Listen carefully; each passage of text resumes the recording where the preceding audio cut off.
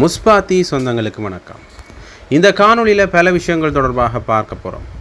அதில் முக்கியமாக புலிகளின் குரல் வானொலியின் பிரபல அறிவிப்பாளராக செயற்பட்ட சத்யா சிவசுப்பிரமணியம் ஞானகரன் மாரடைப்பால் காலமாகி இருக்கின்றார். தமிழீழ விடுதலை புலிகள் அமைப்பின் புலிகளின் குரல் வானொலியின் பிரபல அறிவிப்பாளராக இவர் செயற்பட்டது அனைவரும் அறிந்த விடயமாக இருக்கின்றது. 1990 ஆண்டில் புலிகளின் வானொலி தொடங்கி முதலாவது செய்தி ஒலிபரப்பாகிய போது புலிகளின் குரல் செய்திகள் வாசிப்பவர் சத்யா. புலிகளின் குரல் செய்திகள் வாசிப்பவர் சத்யா என்று செய்தி வாசித்தவர் அவர். புலிகளின் குரல் வானொலியில் செய்தி ஆசிரியராகவும் செய்தி வாசிப்பாளராகவும் 2003 ஆண்டு வரையில் அவர் செயற்பட்டிருந்தார். அவருடைய செய்தி வாசிப்பு பாணியை வைத்து செய்தியின் கனதி தொடர்பில் மக்கள் உணரக்கூடிய அளவுக்கு அவருடைய அறிவிப்பு தனித்துவம் பெற்றிருந்தது. நிதர்சனம் நிறுவனத்தில் மாதாந்தம் வெளியாகிய ஒளிவீச்சு காணொளி சஞ்சிகையில் தொடர்ந்து மாதாந்தம் இடம்பெற்ற சமகால பார்வை என்ற நிகழ்ச்சிக்கான குரல் வழங்குபவராக நீண்டகாலமாக அவர் செயற்பட்டார். நிதர்சனம் நிறுவனத்தால் தயாரிக்கப்பட்ட தமிழீழ விடுதலை புலிகள் அமைப்பின் தலைவரின் நேர்காணலுடன் ஒளிபரப்பாகிய விடுதலை தீப்பொறி என்கின்ற நிகழ்ச்சியின் குரல் வழங்குனராகவும் அவர் செயற்பட்டார். விடுதலை புலிகள் அமைப்பின் தலைவரின் 50வது பிறந்த நாளையொட்டி நிதர்சனம் நிறுவனம் தயாரித்த தலை நிமிர்வு 50 என்ற ஆவணப்படம் உட்பட ஏராளமான ஆவண வெளியீடுகளின் பிரதான குரல் தொகுப்பாளராகவும் அவர் புகழ் பெற்றிருந்தார்.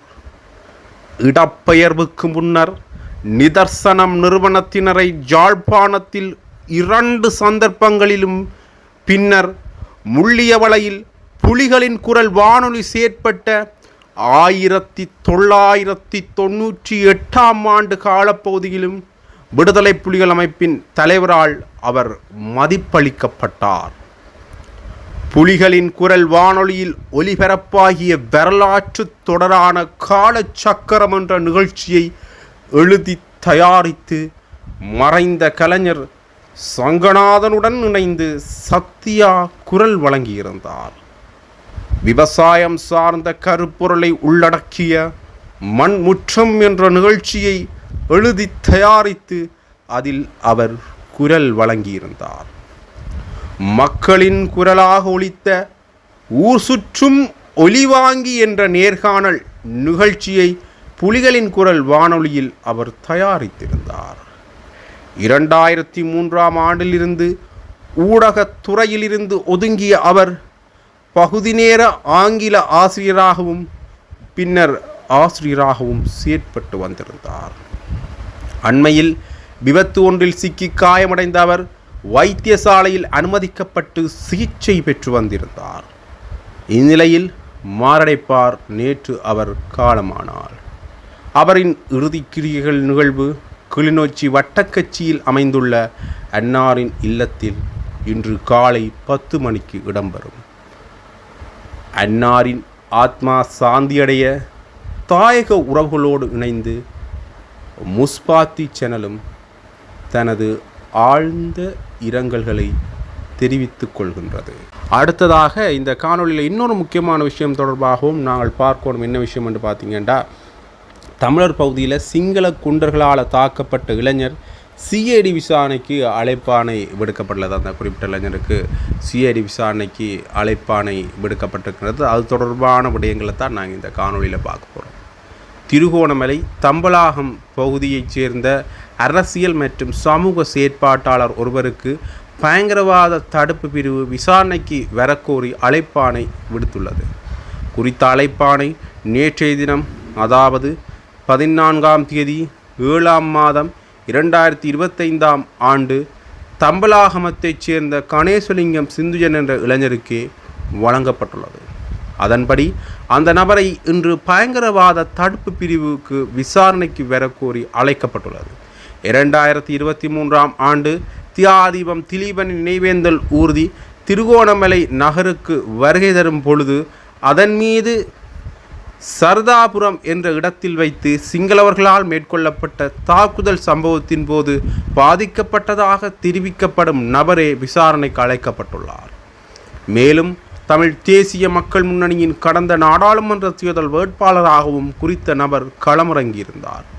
தியாகதீபம் திலீபனது ஊர்தி தாக்கப்பட்ட விவகாரத்தில் குறித்த வழக்கு முறையற்ற விதத்தில் இடம்பெற்றிருந்தமையையும் தாக்குதல் மேற்கொண்ட நபர்கள் முறையற்ற விதத்தில் விடுதலை செய்யப்பட்டமையையும் பல்வேறுபட்ட தரப்புகளால் கண்டிக்கப்பட்டது.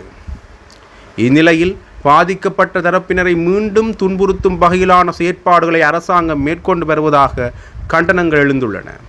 மேலும் தற்போது ஆட்சி பீடத்தில் உள்ள அரசாங்கம் தங்களுடைய முன்னாள் போராளிகளை நினைவேந்தும் உரிமையினை நிலைநிறுத்தியுள்ள நிலையில் தமிழ் மக்களின் நினைவேந்தல் உரிமைகளை மாத்திரம் மறக்கப்பட்டு வருவது சமூக செயற்பாட்டாளர்களால் குற்றம் சுமத்தப்பட்டு வருகின்றது.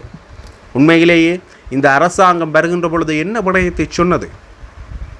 போரில் உயிரிழந்த அனைவரையும் நினைவு கூறலாம் என்கின்ற விடயத்தையே குறிப்பிட்டிருந்தது. அது மட்டுமில்லாமல் இவர்களும் ஒரு போராட்ட இனத்தை அல்லது போராட்ட இயக்கத்தை சேர்ந்தவர்கள் என்கின்ற வகையிலே இவர்கள் வருகின்ற பொழுது எங்களுடைய போராட்ட இயக்கம் சார்ந்தவர்களை நினைவு கூறுவதையும், அது மட்டுமில்லாமல் தமிழ் மக்கள் அளிக்கப்பட்ட நினைவு நாளை நினைவு கூறுவதையும் தடுக்கவோ அல்லது வேறு செயற்பாடுகளை மேற்கொள்ளவோ முடியாது என்கின்ற ஒரு நம்பிக்கை மக்கள் மத்தியில் இருந்தது.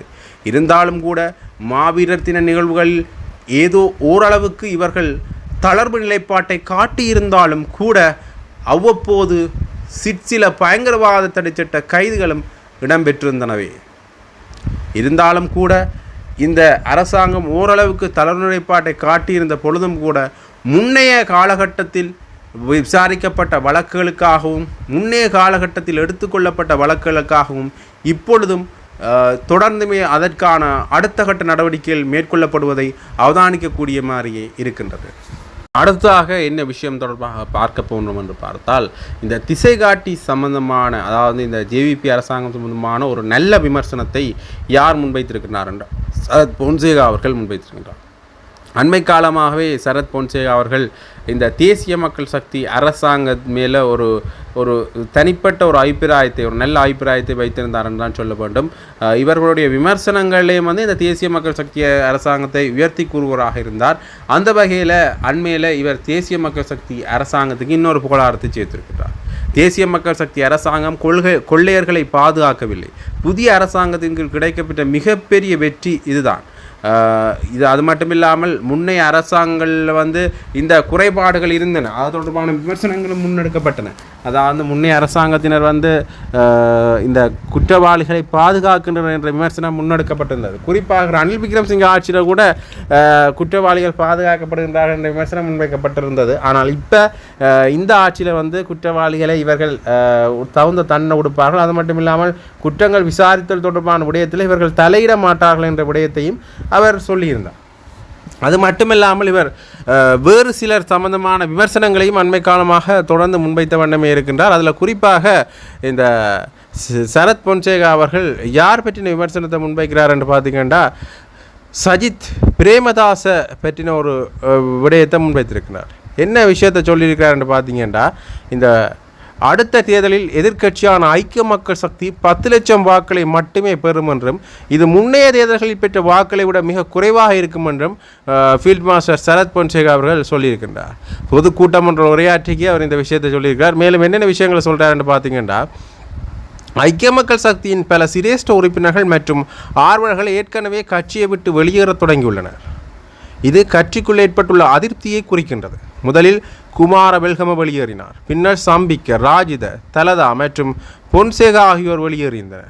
மிகவும் சிரமப்பட்டு உருவாக்கிய ஐக்கிய மக்கள் சக்தி கட்சியில் கட்சித் தலைவர் சஜித் பிரேமதாசவின் ஒவ்வொரு முடிவையும் ஏற்றுக்கொண்டு ஆமாம் போருவர்கள் மட்டுமே இப்போ கட்சியில் எஞ்சியிருக்கின்றார்கள். இந்நிலையில் அத்தகையவர்களுடன் நாட்டை அபிவிருத்தி செய்வதற்கான பயணத்தை முன்னெடுப்பது கடினமான காரியம் என்று சஜித் பிரேமதாசவினுடைய கட்சியையும் சஜித் பிரேமதாஸ் அவர்களையும் விமர்சித்து தன்னுடைய கருத்தை முன்வைத்திருக்கிறார். ஆகவே தொடர்ந்துமே இந்த தேசிய மக்கள் சக்தி மேலே ஒரு நல்ல அபிப்பிராயத்தை மேனைய கட்சிகள் அல்லது எதிர்க்கட்சி மேலே பிரதான எதிர்க்கட்சி மேலே தன்னுடைய விமர்சனங்களையும் இவர் அண்மை காலமாக முன்வைத்துக் கொண்டே இருக்கின்றார். அது மட்டும் இல்லாமல் விடுதலை புலிகள் அமைப்பினர் சார்ந்த சில விஷயங்களையும் அவர் அவ்வப்போதும் சொல்லிக் கொண்டு தான் இருக்கிறார். ஒரு அடிப்படையில் பார்க்கின்ற பொழுது அவர்களுக்கு ஆதரவு தெரிவிக்கிற நிலைப்பாட்டில் சொல்லி பிறகு அவர்கள் சம்பந்தமான சில குற்றச்செயல்களையும் சுட்டி காட்டுவதையும் அண்மை காலமாக இவருடைய வழக்க பாணியாக கொண்டுள்ளார் என்பதுதான் அனைவரும் அடைந்த விடயம். தொடர்ந்து பார்க்கலாம் இவர் என்னென்ன வேறு விஷயங்களை இன்னும் சொல்கிறதுக்கு வைத்திருக்கின்றார் என்பதை. அடுத்ததாக இன்னொரு முக்கியமான விஷயத்தையும் பார்க்கணும்னு பார்த்தீங்கன்னா, இந்த தமிழரசு கட்சிக்குள்ளே பிளவுகள் இருக்கிறது எல்லாருக்குமே தெரிஞ்ச விஷயம். தமிழரசு கட்சியில் இருக்கிற மிகப்பெரிய பிளவாக பார்க்கப்படுவது என்ன பார்த்தீங்கன்னா, சுமந்திரன் ஸ்ரீதரனுடைய யுத்தம் தான், ஒரு சண்டையை தான் சொல்லலாம். அதிலையும் குறிப்பாக இது முன்னைய காலகட்டங்களில் மறைமுகமாக நடந்திருந்தது. பிறகு நேரடியாகவே இந்த தாக்குதல்கள் இடம்பெற்றது அவதானிக்கக்கூடிய மாதிரி இருந்தது. அதுக்கும் ஒரு முக்கிய ஒரு உச்சம் பெற்ற இடமாக இதை பார்க்கணுன்னு பார்த்திங்கன்னா, இந்த டக்ளஸ் தேவானந்தா அவர்களுடைய இணைவு சம்பந்தமாக பலராலும் பேசப்பட்ட பொழுது அதிலையும் ஸ்ரீதரன் அவர்கள் தொடர்ந்துமே அதற்கான விமர்சனங்களை முன்வைத்திருந்தார்னு தான் சொல்லணும். அதாவது டக்ளஸ் தேவானந்தா அவர்கள் இணைவு சம்பந்தமாக தனக்கு எந்த விஷயமே தெரியாது என்கிற விடைய பொருளில் தன்னுடைய விமர்சனத்தை முன்வைத்திருந்தார். அது மட்டும் இல்லை, தொடர்ந்துமே பல விமர்சனங்களை இந்த தமிழரசு கட்சியினுடைய செயற்பாடுகள் தொடர்பாக மறைமுகமாகவும் நேரடியாகவும் முன்வைத்துக் கொண்டிருந்தார். அதே மாதிரி ஸ்ரீதரன், CVK சிவஞானம், சாணக்கியன் அவர்கள் போன்றவர்கள் ஓர் அணியிலையும் ஸ்ரீதரன் இன்னொரு அணியிலையும் இருப்பதை அண்மை காலமாக காணக்கூடிய மாதிரி இருக்கின்றது. அதில் குறிப்பாக சாணக்கியன் அவர்கள் அண்மையில் சில கருத்துக்களை முன்வைத்திருக்கிறார். என்ன விஷயம் சம்பந்தமாக என்று பார்த்தீங்கன்னா, இந்த தமிழரசு மட்டக்களப்பு மக்களை தமிழரசு கட்சிக்கு எதிராக திருப்ப முயற்சி இடம்பெறுகின்றது என்ற விடயத்தை சொல்லியிருக்கிறார். அதில் என்னென்ன விடயங்களை அவர் சொல்லியிருக்கார் என்ற விஷயத்தை பார்ப்போம். மட்டக்களப்பு மாவட்டத்தில் சில உள்ளூராட்சி சபைகளில் இலங்கை தமிழரசு கட்சி முன்னெடுக்கும் நல்ல திட்டங்கள் மக்களுக்கு சென்றடையாவிட்டால் அதன் மூலம் மக்களின் எதிர்ப்பு தமிழரசு கட்சிக்கு வரும் என்ற வகையில் சில செயற்பாடுகளை இன்றும் முன்னெடுப்பதாக நாடாளுமன்ற உறுப்பினர் சாணக்கியன் தெரிவித்திருக்கின்றார். இலங்கை தமிழரசு கட்சி ஊடாக உள்ளூராட்சி மன்றங்களுக்கு தெரிவு செய்யப்பட்ட உறுப்பினர்கள், முதல்வர், தவிசாளர்கள், பிரதி தவிசாளர்கள், பிரதி முதல்வர் ஆகியோருக்கான இருநாள் செயலாளர் மட்டக்களப்பில் நடந்திருந்தது. அது ஒரு தனியார் விடுதியில் நடந்திருந்தது. அதில் அந்த நிகழ்வில் கலந்து கொண்டு உரையாற்றிக்கு அவர் இந்த விஷயத்தை சொல்லியிருந்தார். அதாவது இதில் நிறைய விடயங்கள் அவர் தெரிவிச்சிருந்தார். குறிப்பாக வடகிழக்கில் இலங்கை தமிழரசு கட்சியின் மட்டக்களப்பு மாவட்டங்களையே இவ்வாறான செயலமர்வு ஒன்றினை நடத்தி இருக்கின்றது.